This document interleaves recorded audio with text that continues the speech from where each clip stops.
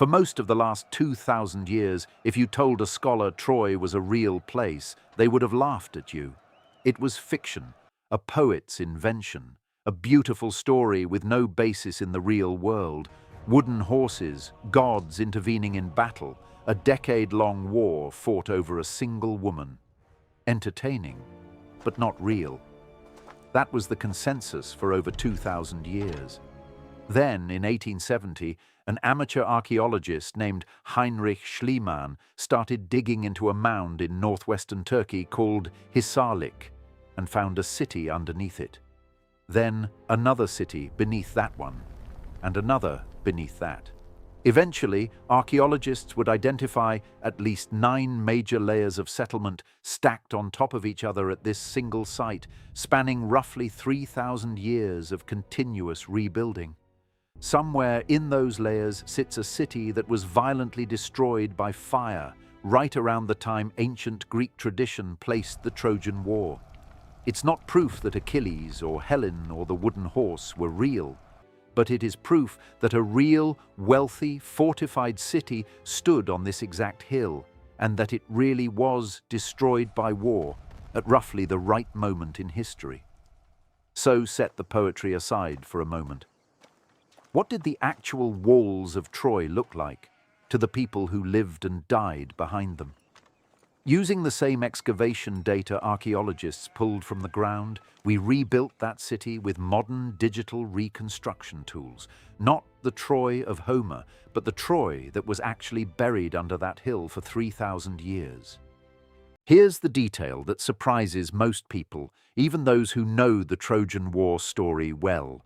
There isn't one Troy. There are at least 9. The mound at Hisarlik was first settled around 3000 BC, and for the next 3,000 years, city after city rose, was destroyed or abandoned, and was rebuilt directly on top of its own ruins. Archaeologists label these successive layers Troy 1 through Troy 9, with some further divided into sub-phases where the evidence shows a clear break in culture, architecture, or catastrophe. This layering is exactly why Schliemann, in his rush to find Homer's Troy in the 1870s, made one of archaeology's most famous mistakes. In his eagerness to reach what he assumed would be the right layer, he dug straight through several levels of the site, including, it later became clear, the very layer that most closely matches the archaeological profile of a Homeric-era city. Some of the artifacts he found and famously attributed to King Priam actually date to roughly 1,000 years before any plausible Trojan War. It took later archaeologists, Wilhelm Dörpfeld, then Carl Blegen in the 1930s, and finally a major international team led by Manfred Kaufmann, starting in 1988, to carefully sort out which layer corresponds to which period, using pottery styles, architectural changes, and radiocarbon evidence. 2 layers matter most to this story. Troy 6 was a large, wealthy, heavily fortified city that flourished roughly between 1750 and 1300 BC, with massive sloped stone walls and clear evidence of contact with Mycenaean Greece through imported pottery. Around 1300 BC, Troy 6's final phase was destroyed, and the evidence strongly suggests an earthquake, not an enemy army. But the walls survived largely intact, and built directly on top of those ruins, reusing much of that same fortification system, was Troy 7A, the layer most archaeologists now consider the strongest candidate for the city Homer's tradition remembers. This reconstruction focuses on Troy 7A, dated to approximately 1180 BC, right at the moment of its violent end. Here's an important accuracy note before we go further. The massive stone walls associated with legendary Troy weren't actually built by the people living there in 1180 BC. They inherited them. Those walls were originally constructed during the earlier Troy 6 period, and they were genuinely impressive engineering for the late Bronze Age, up to 5 meters thick in places, built from carefully cut limestone blocks and reinforced with towers positioned at intervals along the circuit. Their most distinctive engineering feature was the batter. The walls didn't rise straight up vertically, but sloped inward at an angle as they climbed, a design that made the base far more resistant to undermining and made scaling the walls significantly more difficult for any attacker, since the angle worked against ladders and grappling attempts. When the Troy 6 settlement was devastated, most likely by an earthquake around 1300 BC, the survivors and their descendants didn't tear those walls down and start fresh. They rebuilt the city inside the same fortification line, repairing and reinforcing sections as needed.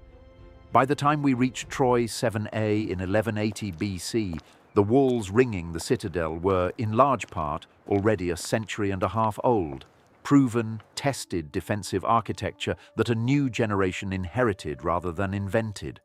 Inside that walled citadel, archaeologists have found evidence that the population was under real pressure. Houses were packed tightly against the inner face of the fortification walls, often sharing party walls with their neighbors to save space, arranged in simple 1- or 2-room layouts, rather than the more spacious housing plans seen in the earlier Troy 6 period. This wasn't a city with room to spare. It was a fortified population living at capacity, inside walls built for a different, less crowded era. So who actually lived behind these walls? Troy sat in northwestern Anatolia, in a region with deep Luwian cultural roots. Luwian being a language and culture closely related to, but distinct from, the Hittites, the dominant power of Bronze Age Anatolia at the time. Hittite royal archives, discovered separately at the Hittite capital of Hattusa, reference a city and kingdom called Wilusa in this same region of northwestern Anatolia, and most scholars today believe Wilusa and Troy are almost certainly the same place, referred to under 2 different names by 2 different cultures. This connection matters enormously because it means Troy wasn't an isolated, minor settlement. It appears in the diplomatic and political record of one of the era's major empires. Troy's location gave it a specific kind of power that had nothing to do with myth. It sat almost directly at the mouth of the Dardanelles, the narrow strait connecting the Aegean Sea to the Black Sea. Any ship and any trade goods moving between those 2 bodies of water had strong incentive to pass close to Troy's harbour, and a fortified, well-positioned city controlling that choke point could tax, trade with, or simply observe an enormous volume of Bronze Age Mediterranean commerce. Archaeological evidence backs this up directly. Fragments of imported Mycenaean pottery found throughout the Troy 6 and 7a layers confirm regular contact with Aegean Greek culture, the same broader world that would later produce the Homeric tradition. This wasn't a closed-off, isolated fortress. It was a wealthy trading city with documented connections stretching from the Hittite Empire inland to Mycenaean Greece across the sea. Exactly the kind of prize worth fighting over. Step inside the walls of Troy 7a in its final years, and the picture that emerges from archaeology is one of a wealthy but increasingly stressed community bracing for something. Excavations led by Manfred Kaufmann in the 1990s and 2000s revealed something that fundamentally changed how archaeologists understood the city's scale. A substantial lower town extending well beyond the walled citadel that Schliemann and earlier excavators had focused on almost exclusively.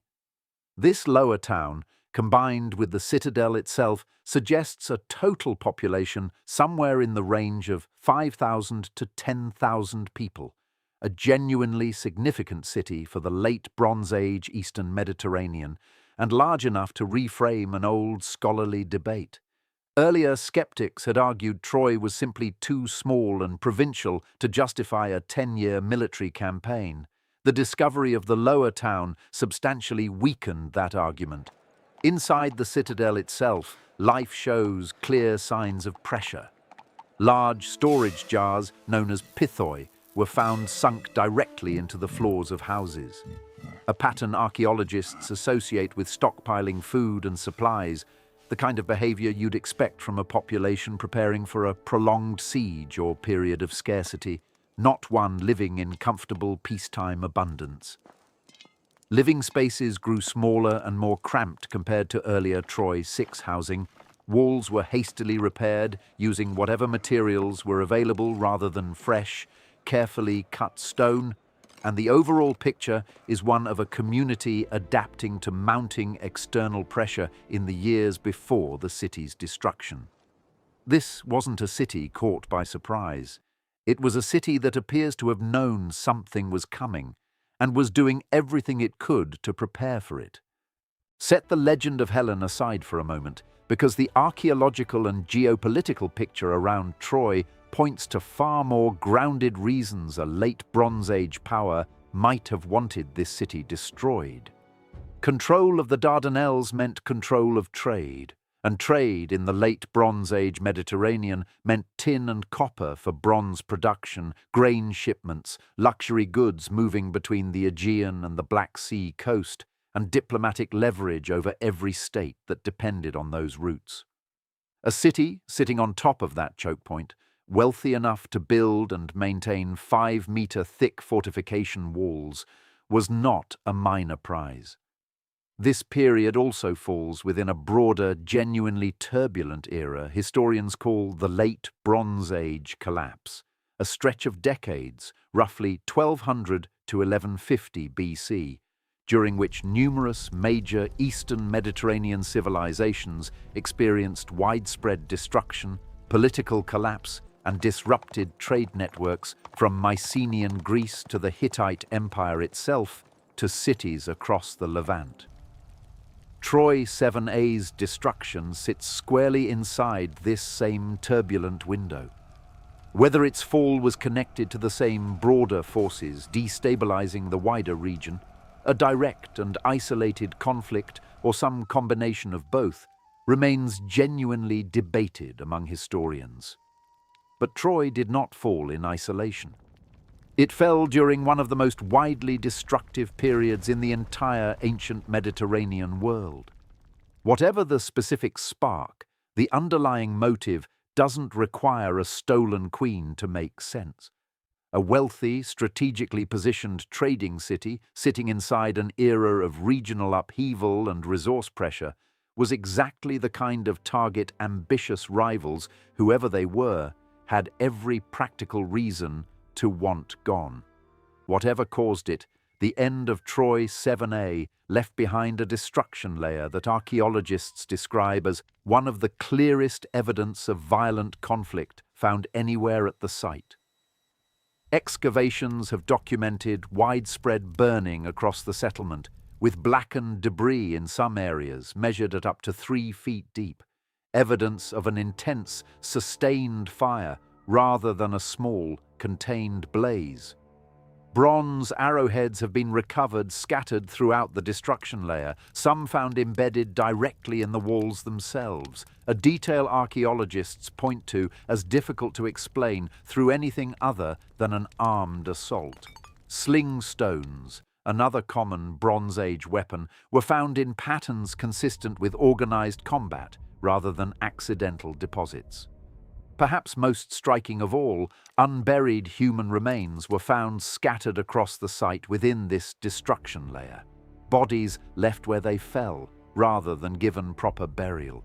In the context of Bronze Age Anatolian culture, where burial practices mattered deeply, bodies left exposed in the ruins of a burned city is a strong signal that whatever happened here ended in chaos severe enough that no one remained or survived to bury the dead in the usual way. Carl Blegen, who excavated much of this evidence in the 1930s, concluded the destruction pointed to a protracted siege rather than a single quick raid. A reading later broadly supported by Kaufmann's team decades later. The precise date remains debated within a roughly 50-year window, with most estimates clustering around 1230 to 1180 BC, and the specific identity of the attackers is not confirmed by the archaeological record itself. Ancient Greek tradition names Mycenaean Greeks. and some scholars find that plausible given the timing, but the physical evidence alone cannot confirm who was actually responsible. What the evidence can confirm with real confidence is this: a wealthy, fortified Bronze Age city, sitting exactly where Homer's poems said Troy should be, was violently destroyed by fire and warfare at almost exactly the moment Greek tradition assigned to the Trojan War. It's worth being direct about where the evidence stops and the legend begins, because conflating the two does a disservice to both. No archaeological evidence of a wooden horse has ever been found, nor would we necessarily expect physical evidence of such an object to survive over 3,000 years, even if some version of the story held a kernel of truth. No inscription, seal, or artifact has confirmed the historical existence of Achilles, Hector, Priam, or Helen as real individuals. They remain, as far as archaeology can tell us, characters of poetic tradition, not documented historical figures. And critically, there is no way to prove with certainty that the destruction of Troy 7a specifically is the Trojan War described in the Iliad, rather than one of several regional conflicts that occurred during this turbulent stretch of the late Bronze Age collapse. What we can say, carefully and honestly, is this: a real, wealthy, strategically vital city stood on this site. It was violently destroyed by warfare at very close to the time later Greek tradition remembered as the era of the Trojan War. That destruction happened during a broader period when major powers across the Eastern Mediterranean were also collapsing or under serious threat. And centuries later, oral tradition transformed the memory of some conflict, or perhaps several blurred together over generations of retelling, into the story eventually written down as the Iliad and the Odyssey. The archaeology doesn't prove the myth, but it also doesn't disprove it. It places a real burned city with real weapons embedded in its walls in almost exactly the right place at almost exactly the right time, which is very likely as close as we will ever get to knowing where history ends and legend begins.